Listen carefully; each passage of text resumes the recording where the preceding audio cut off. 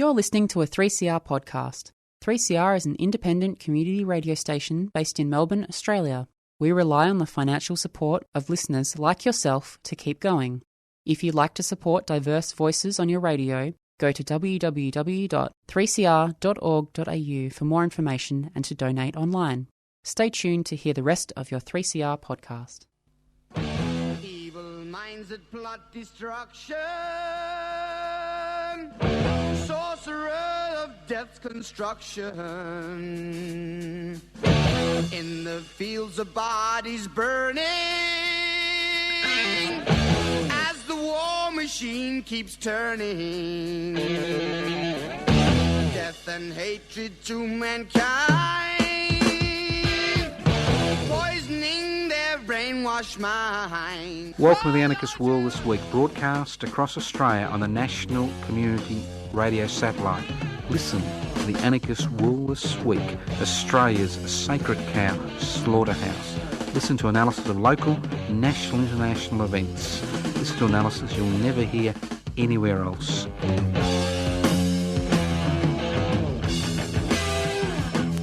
Welcome to the Anarchist World This Week, broadcast across Australia via the Community Radio Network. This program is streaming live on 3cr.org.au, and if I cough during the program, no, I haven't got coronavirus, okay?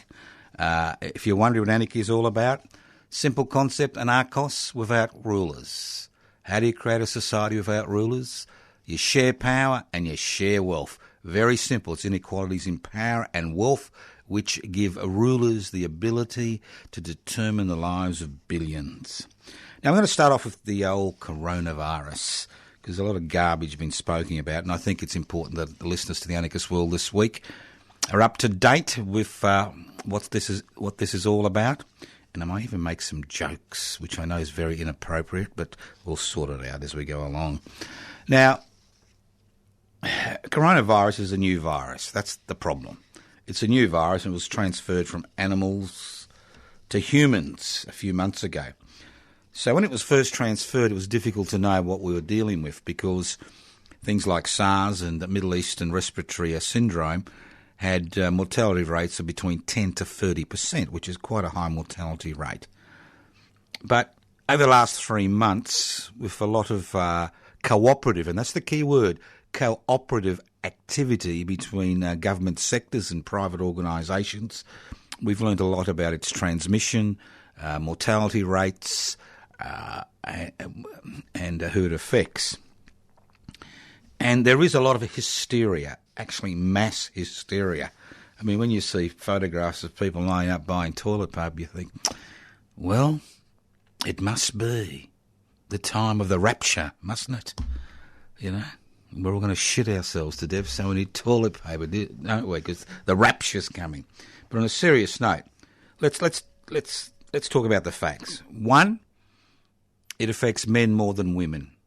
2, it doesn't seem to affect children to any great degree, like SARS and Middle Eastern Respiratory Syndrome, which is a very good thing. 3, it is highly infective. 4, the virus can actually survive on inanimate objects like door handles, rails, whatever, for maybe up to 3 to 4 hours, which is reasonably long. 5, it's a relatively mild illness for the majority of people. And the people that are most at risk are people like me, people who are elderly, people who are disabled, and people who have a compromised immune system. And the mortality rate can, in a major Western industrialised, IT society like Australia, with a public health system, remember the key word is public health system, where everybody can access healthcare, irrespective of what they earn and who they are, is actually about double the rate of influenza in the community. So most people who will get coronavirus, or contact 19 as they call it, will have a relatively mild illness.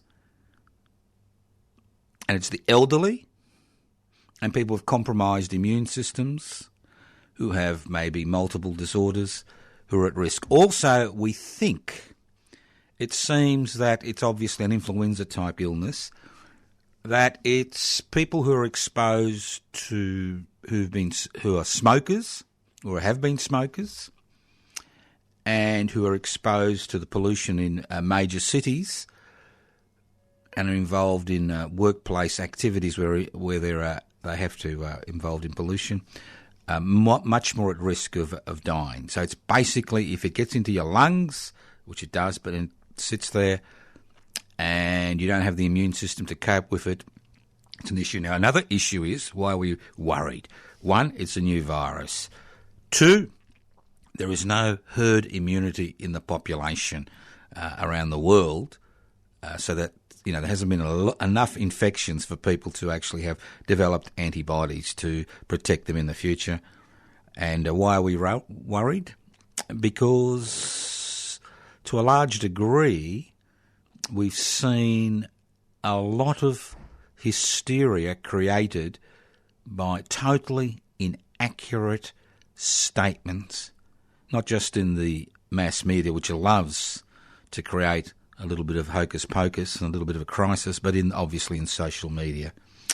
So if you want to make a joke about it, and I know it's not a joke, you could say it's Gaia's revenge. Remember Gaia, that superhuman life system which keeps life ticking over on the planet? It said, Joe, your time's up, off you go, off to the next world. But seriously, it can be contained. It shouldn't cause mass hysteria. We do have an effective public health system. It may be slow and it may be underfunded, but we do have dedicated staff in the public health sector. And I think as a nation, compared to many other places in the world, we will be able to cope with it much better, and the mortality rate will be much less in this country if hundreds of thousands of people get infected. So the good news is, one, it's a relatively mild infection for most people. Two, it's a relatively mild infection in children, and mortality in children is unlikely. Three, by taking simple measures like if you're on the street and you're about to cough, if you cough in your into your elbow. I was going to say your armpit, which would be a bit difficult, but into your elbow, into the pit there. And if you wash your hands, you've got a good chance of not getting very sick. Unfortunately, if you're elderly, like I am, and all elderly people have compromised immune systems, and if you have multiple medical issues, these are the people who are most at risk, and most at risk of actually dying from this virus. Now, most likely in the next 6 months, maybe 12 months, there will be, like there is with influenza or various strains of influenza, there will be a vaccine which will assist people to deal with the issue. But in the interim, containment and people being alert, I think is the best way to, personally I believe this is the best way to tackle the issue, to get sucked into the conspiracy theories, the hysteria, the unnecessary hysteria regarding this virus, which has really shown itself not to be the massive threat it was first thought of. I think it's important that we put a little bit of sanity into this debate. Listen to The Anarchist World this week, broadcast across Australia via the Community Radio Network. And if you think you got symptoms, you can always call Nurse on Call, or most of the public hospitals will now have special, you can have access to somebody who can speak to you if you think you've got something. But at the minute, human-to-human transmission has only occurred in 2 cases in Australia, And most of the people who've got coronavirus have got over it, and most of them picked it up when they were overseas. Now, I've noticed the federal government is talking about helicopter cash. And our beloved Prime Minister, the very sneaky, foot-stomping, hallelujah Prime Minister, and maybe when the new legislation comes out regarding religious vilification, they'll haul me off to court, which will be lovely. Maybe they can prove to me God exists. They're talking about helicopter cash. The Reserve Bank kind of broke water yesterday and dropped the interest rate to 0.5%. The federal government is talking about an economic stimulus to businesses that have been affected by the epidemic. Universities, tourist industry, the list goes on and on, construction. And they're even talking about giving you some money to spend to stimulate the economy. Well, guess what? I'm going to give governments at the state and federal level in Australia some unsolicited advice on how to stimulate the economy. And if the reception I receive is the same reception I received at the homeless public meeting at Wonthaggi in Victoria on the weekend, maybe nobody will be listening. But it's very simple. You want to stimulate the economy. Now, here I am. I'm a capitalist economist. I believe that the market is the driving force behind all human activity. The market and market forces, which is a lot of crap, but let's pretend we believe in that. So how do you stimulate the economy in Australia? Do you rain cash on people? Do you reduce interest rates? Do you provide relief to businesses that have been affected? Do you embark on some huge construction program, which you've seen around the country? Well, it's simple, boys and girls.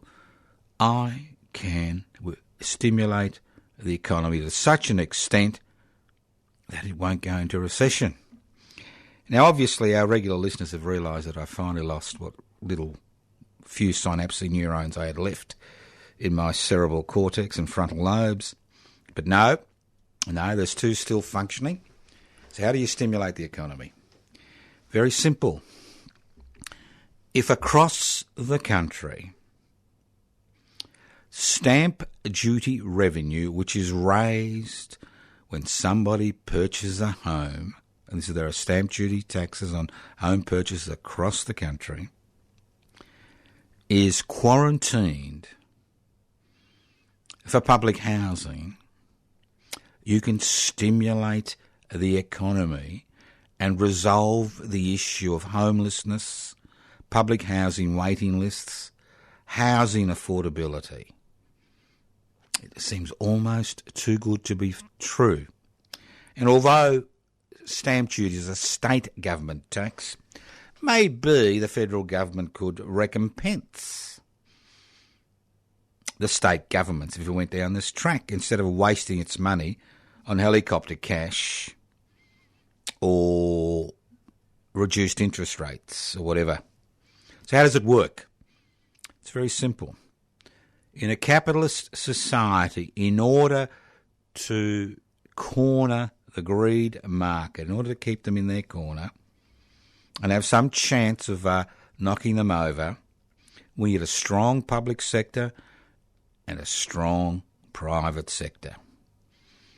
In a neoliberal economy, which is what Australia is, we have a strong, dominant, gigantic private sector and a shrinking, disappearing public sector.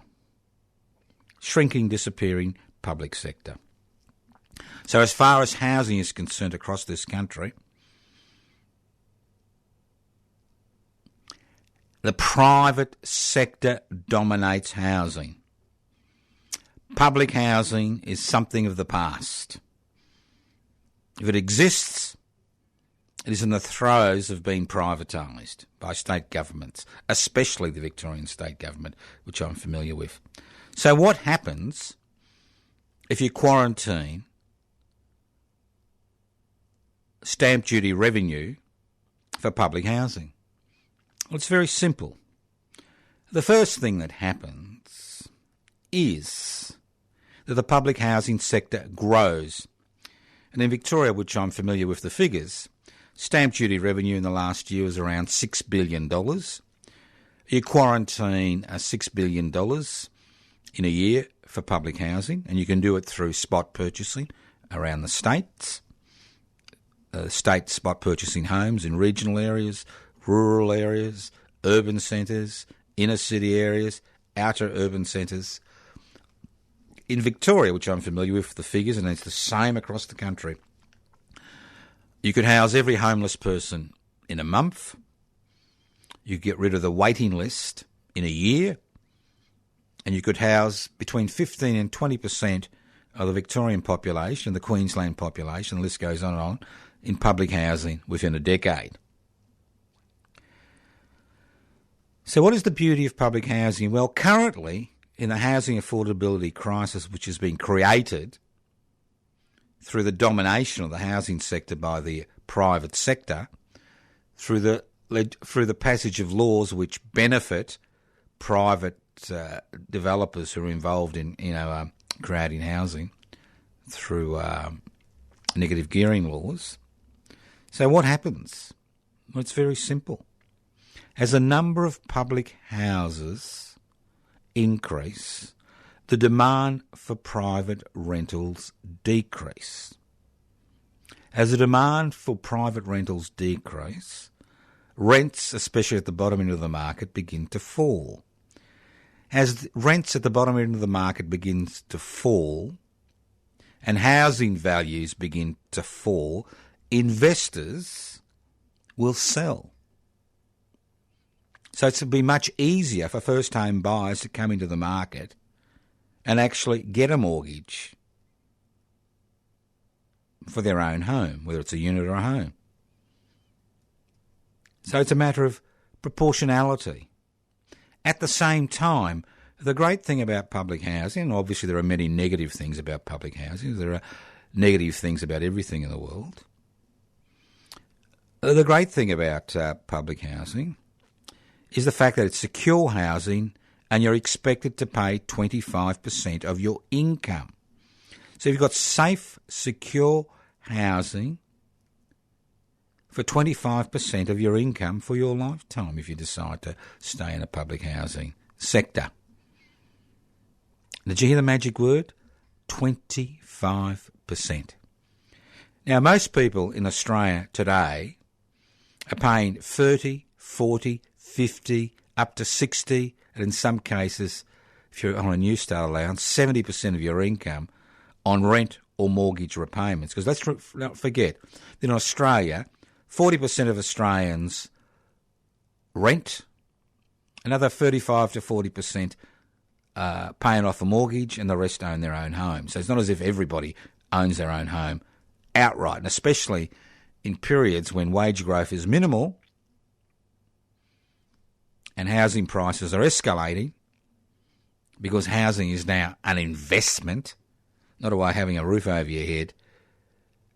Much of the disposable income that people have is sucked up by the need to pay these exorbitant amount of your wage into keeping a roof over your head. So if more and more people enter the public housing sector, they will have disposable income. They'll have all this money which they can spend on garbage, goods and services, which will help to stimulate the economy. Now, you may think this is all very rational,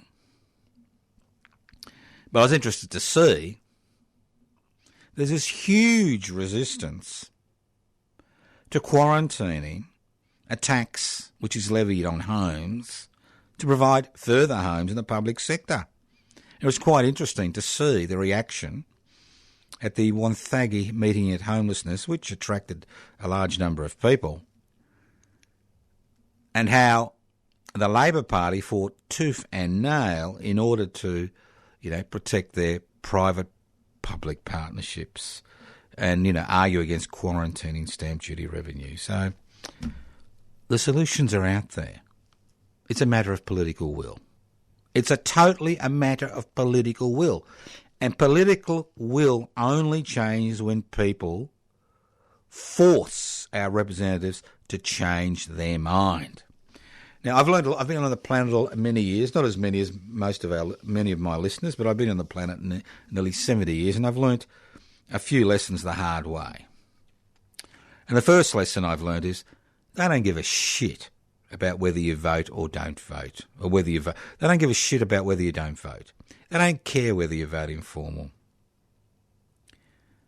What they care about is the people who vote. That's what they care about, and that's what they're concerned about.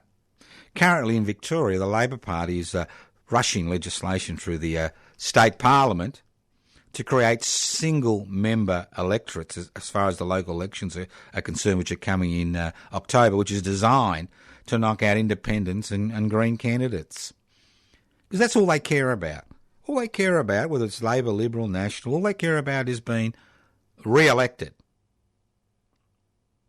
And when a new kid on the block emerges, they will do everything they can to squash that new kid on the block, because that new kid on the block may take away a few precious votes from them. And more importantly, raise some ideas which challenge the status quo. And I'll talk about that in a second. So what do they really hate? They really hate the establishment of new political parties that can challenge them at the ballot box. And in a period when we've got the agribusiness party masquerading as the National Party, lording it over some of the poorest regional areas in this country, pretending they look after the interests of regional and rural Australians while all they're interested in is their agribusiness mates. Look at the relationship between, the heir apparent, Mr. Joyce, and Madam in West Australia. Then you've got the Liberal Party, which somehow small business think it's their party, the party of freedom, the party of free enterprise. I mean, the Liberal Party is the corporate party. All they're interested is in corporations. Look at their legislative agenda. They don't care about you. Then you've got the Alternative Liberal Party masquerading as the ALP. And it was interesting to see at this Wonthaggi meeting, after the meeting, the ALP at work. Very interesting. They're concerned. They are very concerned because they've lost their legitimacy. They're nothing more than another corporate party. Private-public partnerships, privatising anything that's not, nailed to the floor, especially in Victoria, which I'm familiar with. Less so in Queensland, I understand. Just extraordinary. What an extraordinary situation we find ourselves in. So, look, I'm very humbled by all the nice messages I get, Great show, you did well, you explained that, good YouTube presentation, blah, blah, blah, blah, blah. Well, look, it doesn't matter how I feel. You don't need to stroke my ego, okay? I'm a megalomaniac. You don't need to stroke my ego, okay? What I want to see the creation of political and social movements which act as battering rams to break through the facade that we live in an egalitarian community, that we actually care, that those who exercise power actually care about the rest of the community. That's what I want to be involved in. I mean, I can sit here and pontificate for the next 60 hours, and it's not going to change anything without your assistance. And as I said before, the lesson I've learnt over the years is they are very unhappy when you move in onto what they consider to be their territory. The two-party system. The ALP, Liberal National Party, fake juggernaut, supposedly different but the same at the end of the day. Friends of the corporate sector. Friends of capitalism. So, instead of sending me nice messages, which I love, obviously been a megalomaniac, but if you really want to cause them a little bit of discomfort, why don't you think about joining Public Interest Before Corporate Interests? Formed in 2015, over 400 members on the electoral roll. We need 550 to register as a federal political party. Think about joining. Go to pibci.net, pibci.net, N-E-T, download the application form, because I can assure you that once we start standing candidates against them in by-elections, the federal election, and we raise the issues that are raised on this program week after week, which are raised at PIPSI congresses, then maybe we will see some shift in direction as far as policy is concerned that will address the question of a deteriorating public health system, which is what we need when we face a threat of a new virus, like the coronavirus, or contact 19, get the numbers mixed up. Think about it. If you haven't got a computer, you can always leave a message on 0439 395 489. 0439 395 489. And if you haven't got a phone, you can always write to Post Office Box 20, Parkville 3052. Now, in case you're interested in public interest before corporate interest, we're having our 4th Congress on Saturday the 14th of March from 10 a.m. to 4 p.m. at the Unitarian Peace Memorial Church at 110 Grey Street, East Melbourne. Observers are welcome. Only party members are able to cast a ballot. There are 3 issues on the agenda which were decided at the AGM last year in November, and they are how to increase membership, crowdfunding, and the formation of affinity groups within PIPSI. So come along, meet people. You can join on the day, and if you join on the day, that gives you voting rights. You're listening to The Anarchist World this week, broadcast across Australia via the Community Radio Network. My name's Joseph Toscano, that's right. I'm hosting this program through the Community Radio Network. It's heard across Australia. It's streaming live on 3cr.org.au. The program is podcast. You can go to 3cr.org.au and download the podcast at any time. Tell your friends about it. Tell your enemies. The more that listen to us. Now, a few other things you can go on to. You can go to the Public Interests Before Corporate Interests YouTube channel. I do a presentation every week. Public Interests Before Corporate Interests YouTube channel. You can go to the Public Interests Before Corporate Interests Facebook page, web page, pipsi.net, Facebook pages, personal Facebook page, Joseph Toscano, or Toscano for the Public, a few other Facebook pages you may find of interest, Defend and Extend Public Housing, Everybody's Business, and the list goes on and on. More than I'd care for, but it's out there. But ultimately, as I said before, it doesn't matter how sharp the analysis is, how boring the analysis is. Ultimately, it's feet on the ground and the ability to influence the political process. And if that means electoral politics, it means electoral politics, because we cannot continue to allow the lies, the deceptions, the double talk, which we hear on every hour in this country, to continue if we want a future for our children. You listen to the Anarchist World This Week, broadcast across Australia via the Community Radio Network. Well, practical. The word for the day, practical. Now, when you don't want to do anything about an issue, you use the word practical. And I remember I was going to say the late John Howard. No, he's still alive, I understand, watching the cricket somewhere. But former Prime Minister John Howard, that was one of his favourite words which he poured into the lexicon. He said, practical reconciliation. Now, I did notice that our beloved Prime Minister, the one and only, that little sleazy, lying gentleman, I love the sports rorts. I thought it was going to die, but it just goes on and on.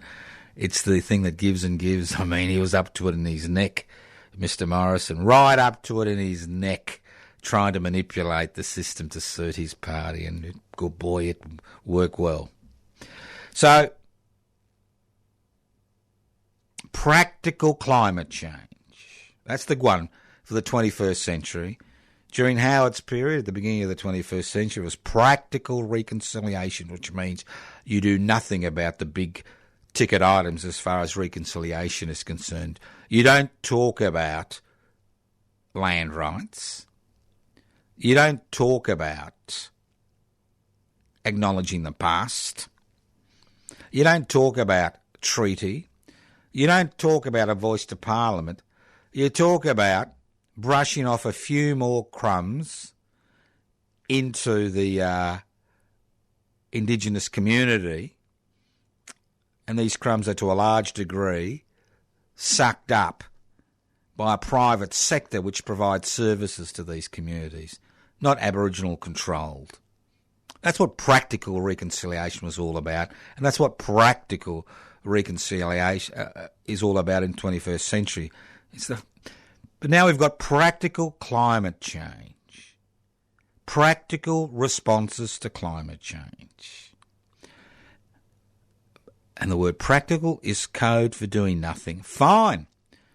Let's have a plastics recycling conference, which came and went.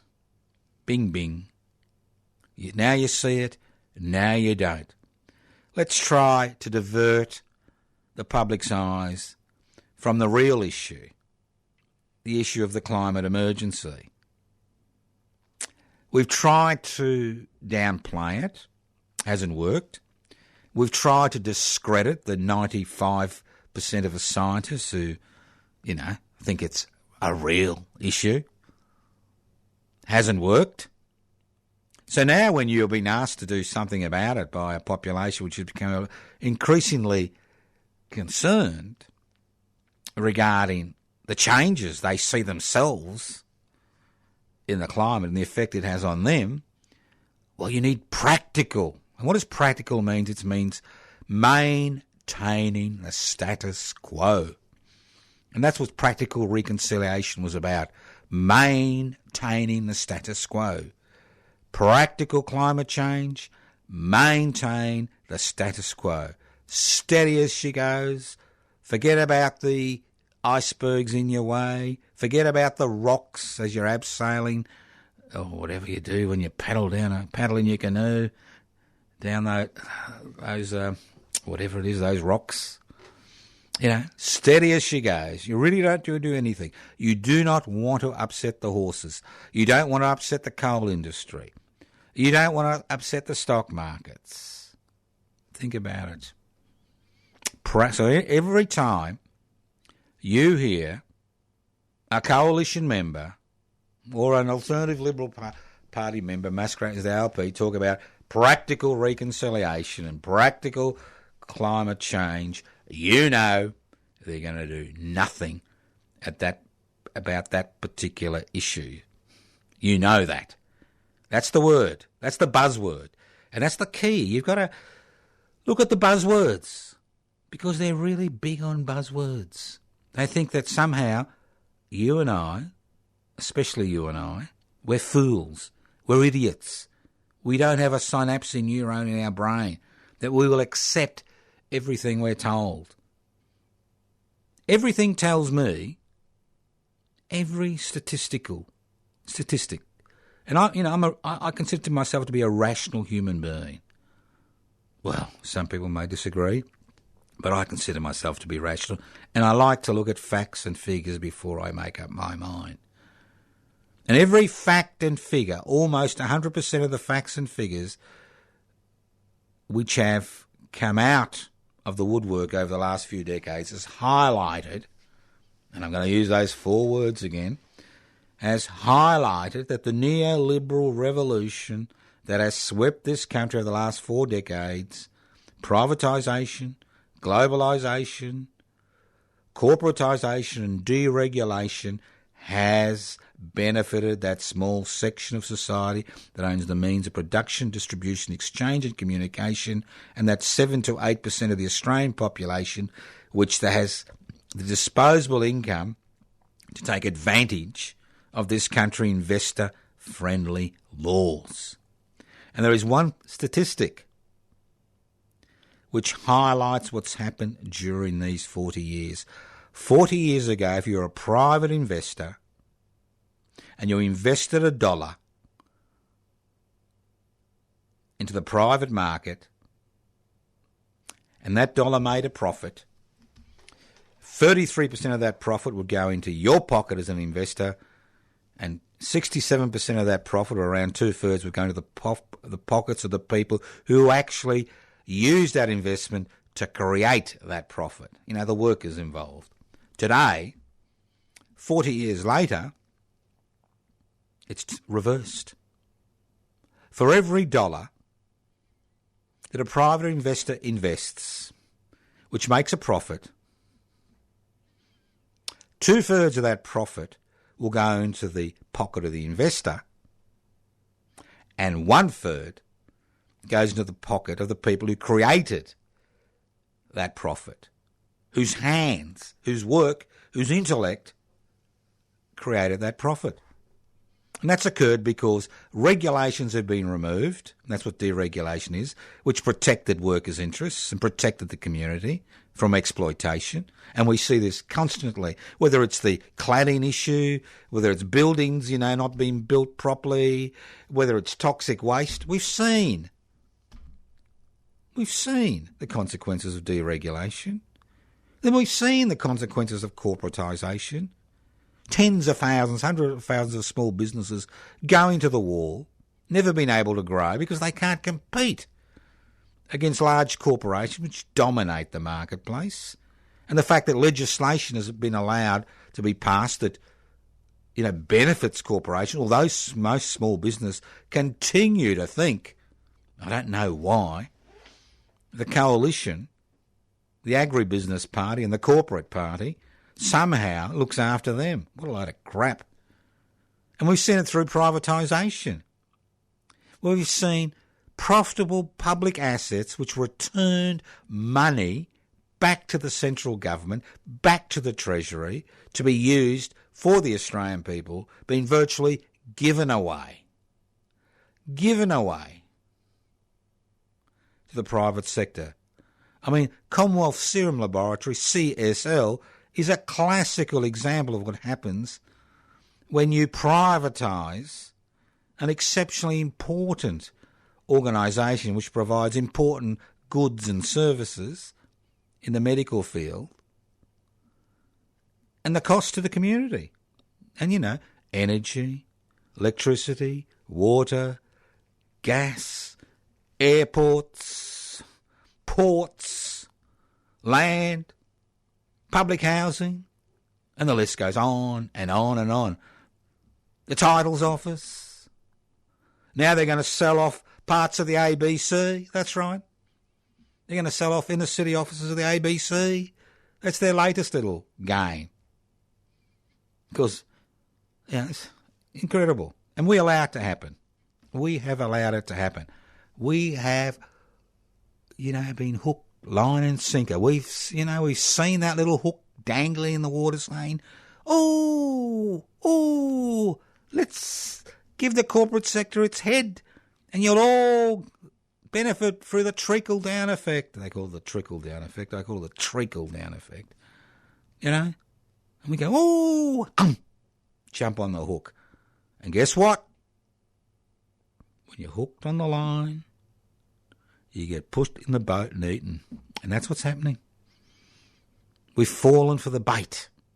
As a community, I'm not saying you individually has fallen for the bait. This community, we've fallen for the bait. That if you remove regulations, if you allow corporations to do what they like, if you give away public assets to the private sector, and the list goes on, and if you kind of allow countries that, pay their workers 20 cents an hour to compete with our workers, that somehow we're all going to benefit. Yeah, sure. Huh? Ate the hook. They're on the boat and we've been devoured by the rich and powerful. And that's what happens when you let the, that colourful lure of helicopter money dominate your thinking. Listen to The Anarchist World This Week, broadcast across Australia via the Community Radio Network. Now, another little sport. I know everybody's concerned about the Olympics being postponed because of the coronavirus, right? But there is a sport which I think is much more important than the Olympics, much more important than the World Cup as far as football is concerned, much more important than the Rugby World Cup or the Cricket World Cup, not that anybody's interested. Well, there may be one or two people out there interested, but it's ticking the box regatta. Ticking the box. Ticking the box. Now, I know there's been many New Start allowance recipients listening to this program. And you go in for your interview and they tick the box, tick the box, tick the box, tick the box. They kick you out and say, it's all good, all bad. We've ticked the box. It's the same in hospitals, nursing homes. You tick the box, but you don't actually change anything. You just tick the box. We are looking after people well. Yes, tick the box. I've done this. Tick the box, tick the box, tick the box. So you've got overworked staff in the public sector trying to do a bit of work, having to tick little boxes all the time, at the same time in the corporate sector. Tick the box, tick. Yes, we have employed disabled people, but we don't re-employ them after the 3 months. But we've employed able people. We've ticked the disabled box. Yes, we've employed gender diverse people. Tick the box. But they're only on for a week or 2 or 3 and then they're off the books. Tick the box, ticks the box. This is what I'm talking about. Ticking the box economics. Ticking the box social engineering. Ticking the box corporate dreaming. Well, I think they are fools. Well, I think we are fools. Or maybe we are. Maybe we are fools. Maybe we are fools. I think I'm a fool. I know I'm a fool. I've done the right thing all my life, or attempted to. Paid me taxes. Worked hard. For what? To see this country, it's not my country, this country, the country I live in, dominated by a small group of people who think it's their own personal fiefdom. Extraordinary. If I lived on this planet almost 70 years to see almost every reform which was won through the struggles of the 40s and 50s and 60s and 70s, through the blood, sweat and tears of Australians who wanted a better life for themselves and their children, being legislated away by the corporate party and the agribusiness party and the alternative Liberal Party masquerading as the ALP over the last 40 years, pursuing a privatisation, globalisation, corporatisation, deregulation agenda, telling me that it's all scientific, and I know I used the word scientific before. It's not science. Capitalism is not science. It is an ideology. It is a religion. And what we have been doing is we have been had ideological blinkers placed on our eyes, thinking that if we follow that mantra, that somehow life will improve. Improve? 3 million Australians living in poverty, that's 1 in 8. 700,000 children living in poverty. Growing unemployment. Stagnant wages. Escalating costs, not in the private sector, but to a significant degree in the public sector. I mean, I had to get a little thing down at the post office, $49, ka-chink, and something else, $550, ka-chink. The list goes on and on. Stamp duty revenue, ka-chink. Increase in rates for decrease in services. Think about it. But ultimately, we've only ourselves to blame. We do live in a society that we have the capacity to change our leadership, irrespective of what the corporate-owned media and the government gilded ABC tells us on a daily basis. We do still have that capacity, although it's been whittled away and we have limited freedoms in this country, as we've seen with all these legislation that's come in which has stripped our common law rights because we've got no constitutional protection to those. But we do have options. And at every election I see the same thing. Ka-ching, ka-ching, ka-ching, ka-ching, ka-ching. 2-horse race. Ka-ching, ka-ching, ka-ching. Think about it. That's what they want. They don't want you to vote. They don't care if you don't vote. They make they pretend they do, but they don't care. And they don't care if you're voting for them. They don't really care. All they care about is that you're quiet, that you're resigned to the situation, that you think change is impractical. It's impossible. You can't fight City Hall. You can't change anything. Everything is stacked against us. So, I'll have another cigarette, another joint, another beer, even more damaging, another soapy on television, or a news flick, whatever they call themselves, streaming, social media. I've become a clicked activist. I've got a sore finger, but I've changed the world, haven't I?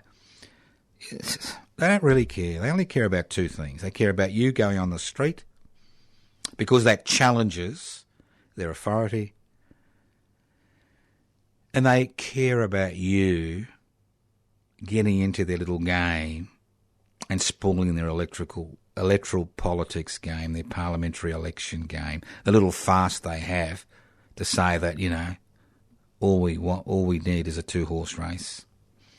So you do have options, and that's the beauty of living in Australia in the 21st century. We still do have options.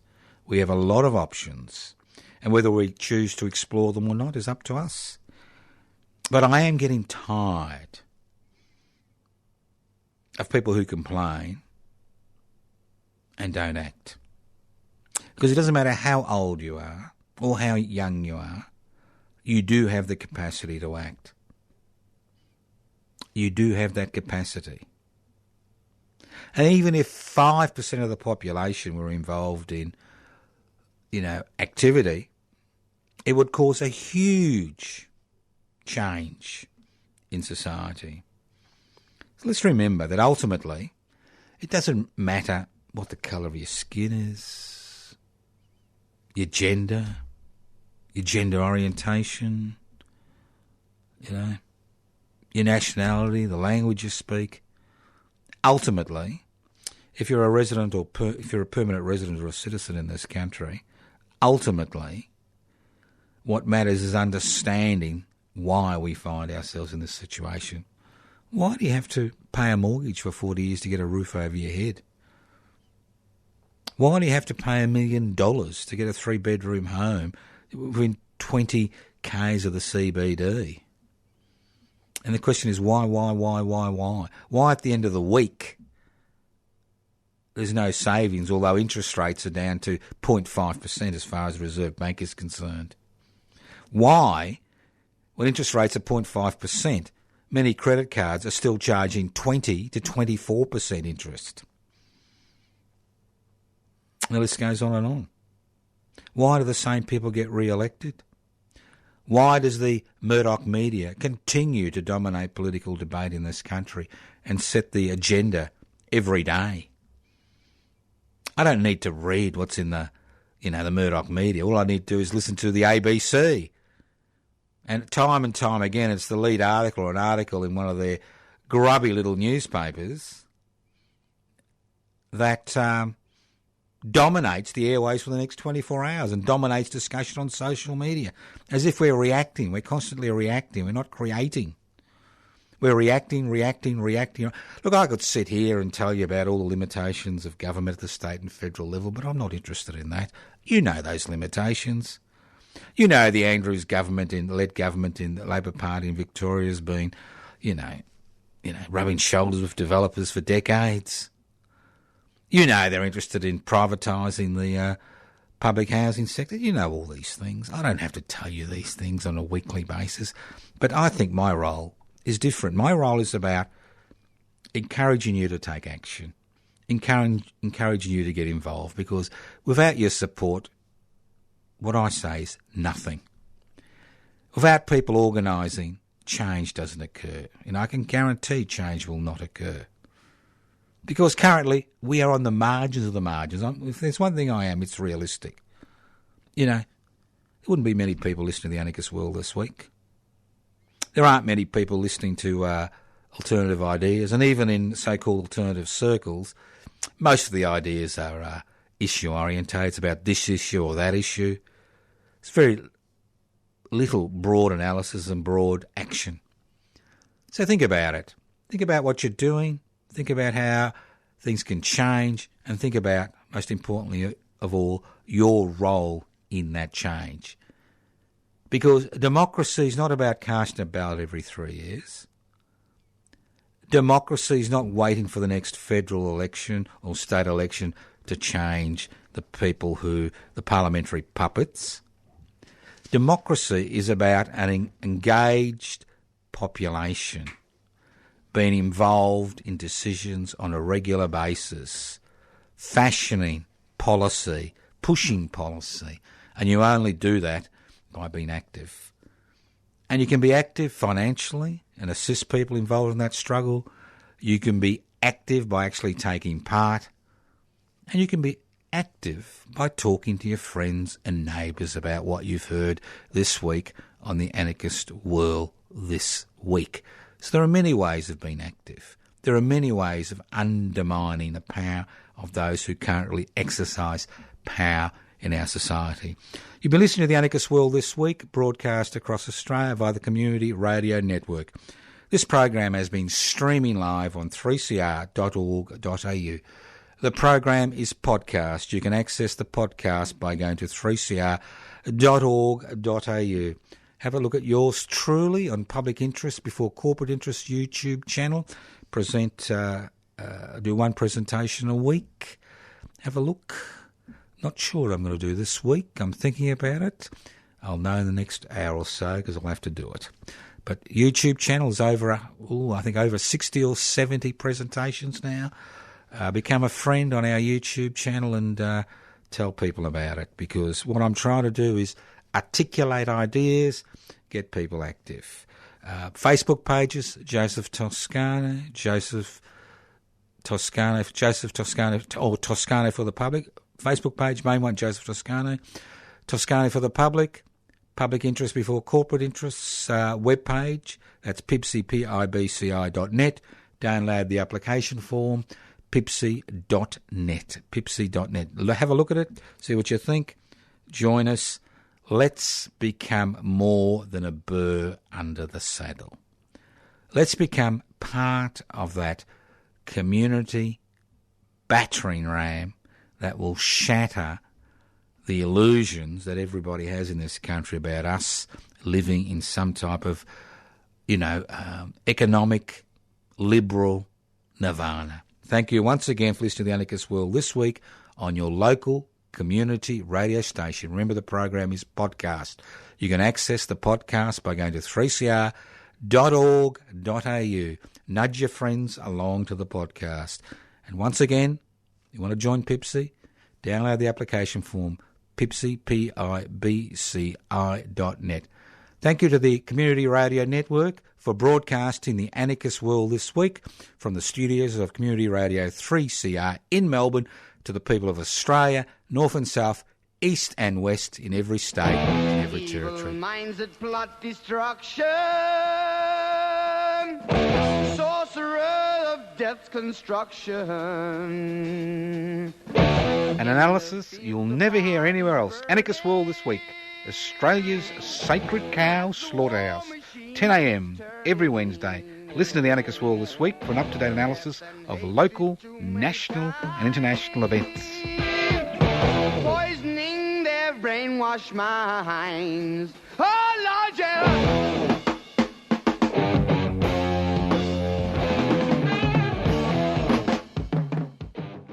You've been listening to a 3CR podcast produced in the studios of independent community radio station 3CR in Melbourne, Australia.